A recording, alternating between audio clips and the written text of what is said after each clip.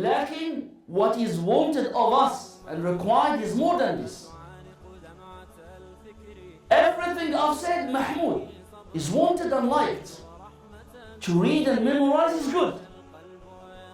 لكن مجالس القرآن وحلق القرآن and the circles of the Quran restrict themselves only on this level. And this is the reason why the Ummah is in the status it is in now, today. The Quran wants of us to read it, learn it, and understand it and apply it. Allah does not want of us to photocopy the Quran in our memories.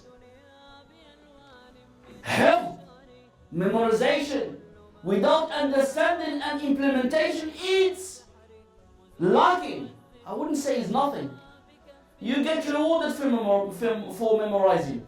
Like the aim is to understand and implement. And if you don't, you are going to be like what I'm going to mention about the hadith of the Prophet ﷺ about the issue of the rayhana and the tamara. A person needs to implement the Quran into his life like the best of era did. The Sahaba radhiyallahu alayhim, they used not to move from 10 verses of the Quran, no, until they read it, understand, memorize it, understand it, and implement it into their lives. So you have two things that you have to be the best at: enjoining the good and forbidding the evil at 2 times. Number one, the most important time of all. The most important time that you need to say, I'm going to do what is good and I'm going to stop what is evil. The most important time of all is when you are alone and there is nobody with you. That is when you will do the most evil. And the second, I'm running out of time. The second is when people, anyone you deal with, starting with your mother and father, then your brother and sister, then your children, then your husband and wife, and so on and so forth. When you meet people, make sure you are enjoining good with them. If you meet people and you do evil together, then you were the evil influence. You were not the best. But if you are the reason somebody is doing a good deed, then you are the best. So those are the 2 times. Whenever you meet people, be the best. And when you are alone, be the best and be the one who enjoins good, forbids evil. If you just adhere to that simple rule, just that simple execution of making sure my life is on the straight path.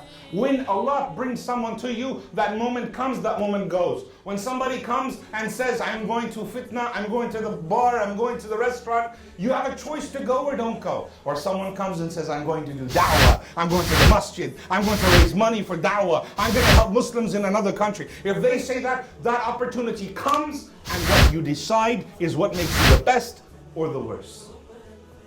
I ask Allah Azza wa Jal to grant all of us the ability to be the best of the best.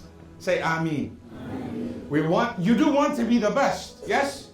I want to hear you say yes. Yes. Do you want to be the best? Yes. Now the youngsters in the middle can hear the elders are quiet. I want you to know that you should be louder than them. If you go to a pub, the loudest are the elders. If I go to a football match, the loudest shouters are the older, not uncles, but you know what I mean, the older guys. They're the loudest for Jahiliyyah. For Deen, the Malaika become excited, so should you. Muslims are boring. Muslims are dull. Muslims are shy because they think piety is looking quiet. And I'm so pious, I'm so humble.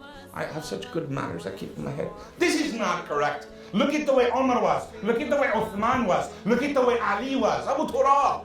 What did they do? What did they achieve? They were loud and proud. And when they say TAKBIIR, you heard the lions roar. TAKBIIR! TAKBIIR! TAKBIIR! Terrorists. It's crazy Muslims. You gotta be proud of who you are and have fun with it.